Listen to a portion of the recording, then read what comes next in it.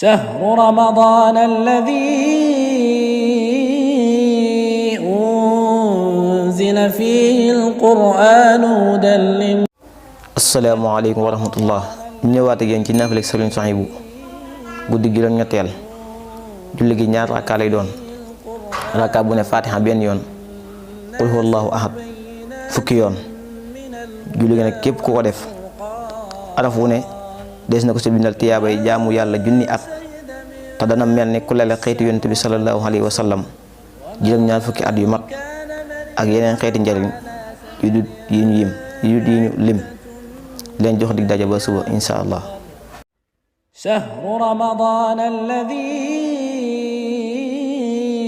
أنزل فيه القرآن هدى للناس وبينات من الهدى والفرقان